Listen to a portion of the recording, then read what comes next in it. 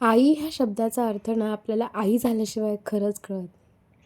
लग्नाअगोदर जेव्हा मी आजारी पडायची ना, मस्त झोपून राहायची आणि आई जे हवंय ते हातामध्ये आणून द्यायची. जे हवंय तेच काय? आपल्याला जे जात नाहीये, मला काय हवंय, काय नकोय सतत विचारायची आणि उशाशी असायची. ती जवळ असली ना, की माझं अर्धं दुखणं अक्षरशः पळून जायचं.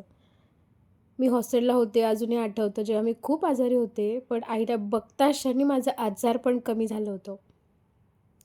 पण आता हे असं होणार नाहीये हे माहिती आहे. सगळं काही ठीक आहे.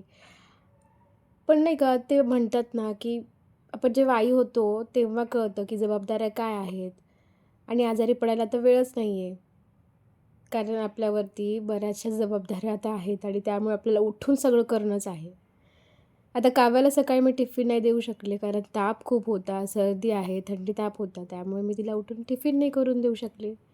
त्याची खंत आहेच आहे आणि ह्या छोट्याशा बाळाला काय सांगणार? तिला फीड करू शकत नव्हते. तिला वरचं दूध पाजवते, तर मॅडमला प्यायचंच नव्हतं. त्यामुळेच तर सांगते आता आजारी पडायला वेळच कुठे आहे आणि आजारपण आलं की असं वाटतं की नको, नको आपल्याला उठून करायचंच आहे. त्यापेक्षा छान ठणठणीत राहून आपण सगळ्या गोष्टी करूयात, जेणेकरून ह्या बाळांना त्रास नाही होणार.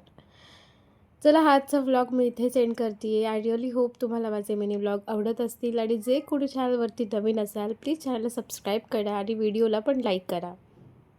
चला पुन्हा भेटूयात. बाय.